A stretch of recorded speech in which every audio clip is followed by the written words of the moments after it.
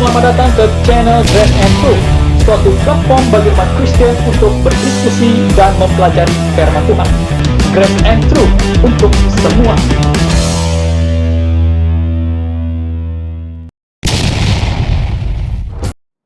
Selamat bertemu dengan saya di dalam acara Grace and Truth Ministry. Pada hari ini saya akan membahas satu topik, yaitu Sola Scriptura. Istilah Sola Scriptura merupakan istilah yang tidak asing lagi bagi gereja-gereja Protestan. Tetapi saya juga yakin istilah Sola Scriptura ini adalah istilah yang asing juga bagi sesetengah orang, walaupun ia hidup di dalam gereja Protestan. Dalam kesempatan ini, saya akan menjelaskan apa itu Sola Scriptura dalam beberapa poin. Poin yang pertama, saya akan menjelaskan apakah definisi kata Sola Scriptura. Dalam poin yang kedua, saya akan menjelaskan bagaimanakah sejarah kemunculan Sola Scriptura. Poin yang ketiga, saya akan menjelaskan adakah Alkitab mendukung Sola Scriptura.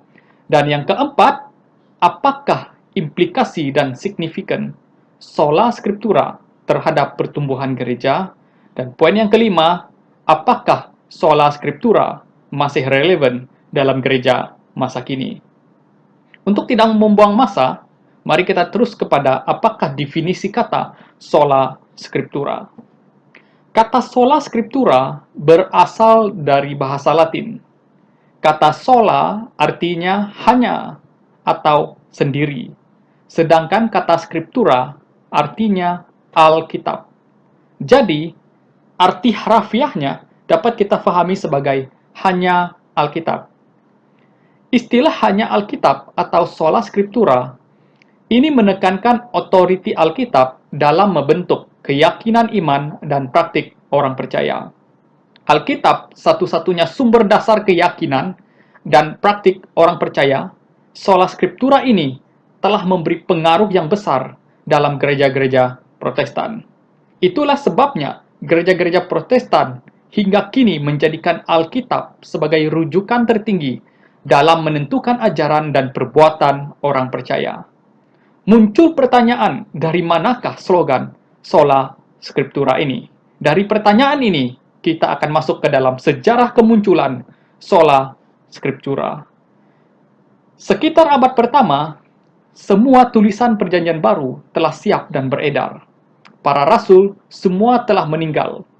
Sekitar abad kedua, gereja yang didirikan oleh para rasul telah dipimpin oleh beberapa orang yang dipanggil sebagai uskup gereja, antaranya ialah Ignatius, Justinus Martir, Polycarpus, dan Tertullianus.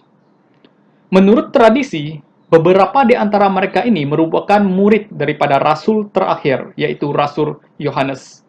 Sepanjang abad kedua dan abad ketiga, gereja bergelut dengan ajaran sesat dan penganiayaan. Tetapi gereja semakin berkembang. Hal ini terus berlarutan hingga pada abad keempat. Sekitar abad keempat, pada waktu pemerintahan Konstantinus Agung, dia telah menyatukan 4 wilayah kekaisaran menjadi satu wilayah. Pada abad yang sama, Konstantinus juga menetapkan Edik Milano atau kebebasan beragama. Konstantinus Agung, yang pada mulanya merupakan penganut agama pagan, telah meninggalkan agama lamanya dan menganut agama Kristen. Hal ini terjadi karena dia melihat agama Kristen merupakan agama yang sangat berpengaruh pada masa itu. Semakin dianiaya, semakin berkembang. Akhirnya, pada abad yang sama, agama Kristen menjadi agama resmi negara Roma. Gereja diangkat untuk memimpin negara. Raja dan kaisar tunduk kepada kekuasaan paus yang merupakan gelar dari pemimpin gereja pada waktu itu. Sehingga konsep kepemimpinan gereja mulai dari abad keempat telah berubah. Bukan saja konsep kepimpinan, tetapi dogma gereja juga berubah.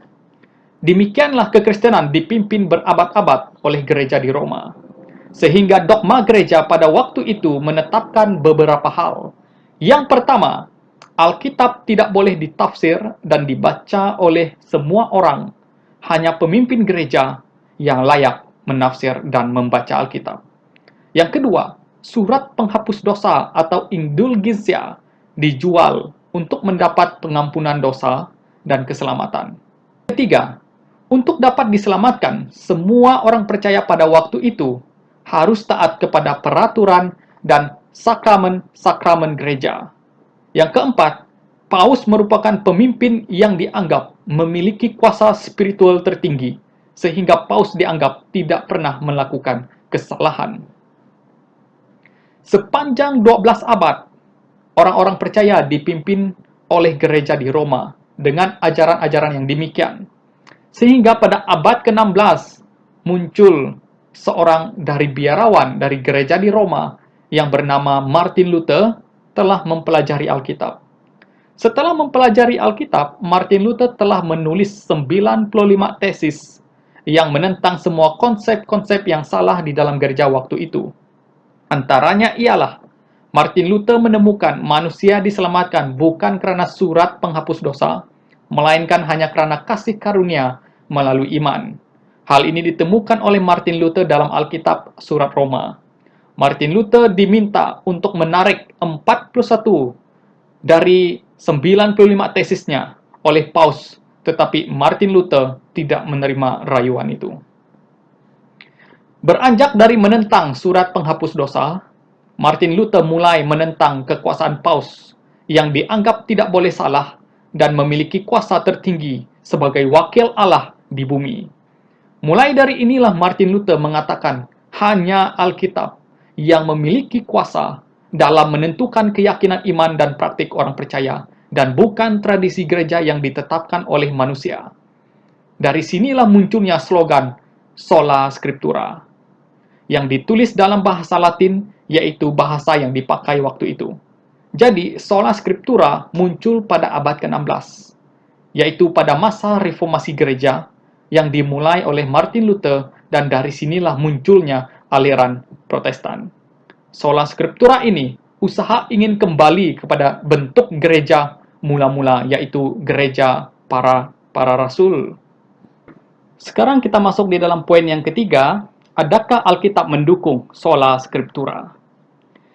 Tadi kita telah mendengar bahwa hanya Alkitablah yang menjadi sumber ajaran dan perbuatan orang percaya. Mari kita lihat dasar Alkitab, apakah Sola Scriptura ini didukung oleh Alkitab sendiri.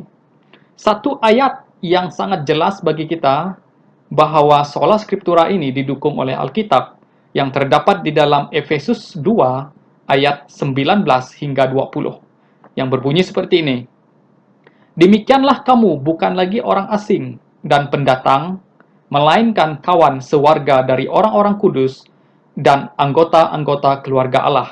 Ayat 20, yang dibangun di atas dasar para rasul dan para nabi, dengan Kristus Yesus sebagai batu penjuru. Ayat ini menjelaskan bahwa gereja dibangun di atas dasar para nabi dan para rasul. Tidak ada yang lain. Di dalam ayat ini sungguh jelas bagi kita bahwa gereja itu dibangun di atas dasar para nabi dan para rasul. Kata-kata nabi dan rasul dalam ayat ini bukan merujuk kepada individu, tetapi merujuk kepada ajaran para nabi dan para rasul. Dasar gereja bukanlah orang, tetapi ajaran. Ajaran itu adalah ajaran dari para nabi dan para rasul. Seperti gereja mula-mula yang bertekun dalam pengajaran para rasul, hal ini dapat kita lihat di dalam Kisah Para Rasul pasal 2 ayat 42. Alkitab yang terdiri dari Perjanjian Lama dan Perjanjian Baru merupakan tulisan dari para nabi dan para rasul.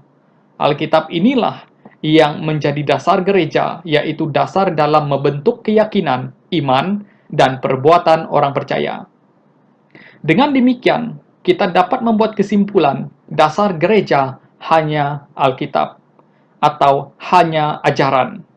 Ini bermaksud Sola Scriptura didukung oleh Alkitab sendiri, di mana Alkitab harus menjadi panduan dan dasar gereja. Sekarang kita melihat apakah implikasi dan signifikan Sola Scriptura terhadap pertumbuhan gereja.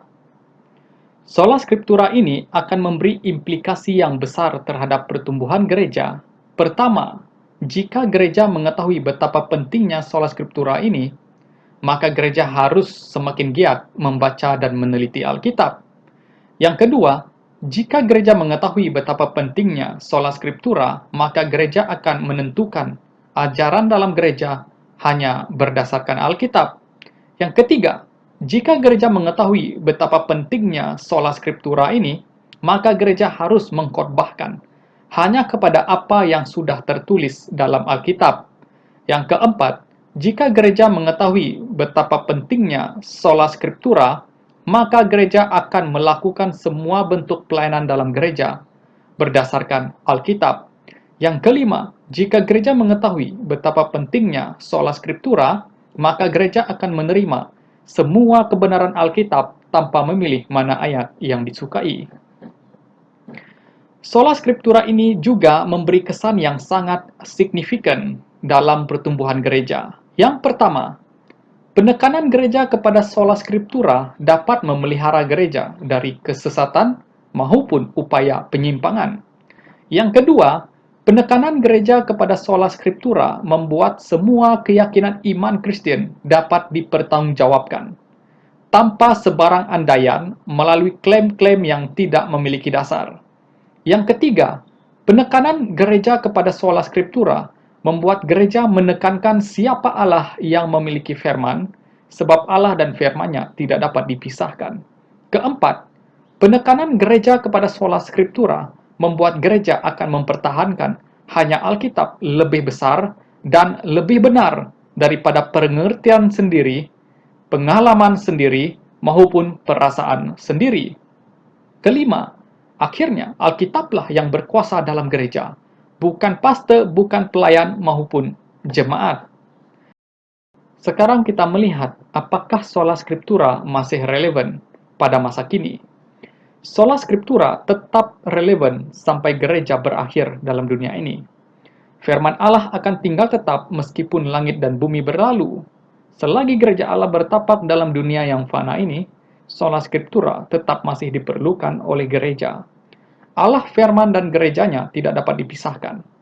Siapa yang mengatakan Alkitab tidak relevan sama dengan mengatakan Allah tidak relevan dan gereja tidak relevan.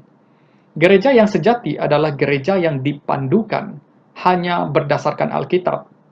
Gereja pada hari ini bukan sahaja perlu bertobat dari tidak percaya otoriti Alkitab, tetapi juga perlu bertobat dari menambahkan sesuatu kepada otoriti Alkitab. Kiranya gereja kita hari ini adalah gereja yang Alkitabiah, yaitu gereja yang berpegang kepada hanya Alkitab sahaja. Kiranya kebenaran ini memberikan kekuatan kepada kita, membuka mata dan minda kita untuk kembali berpegang kepada Alkitab. Tuhan Yesus memberkati kita.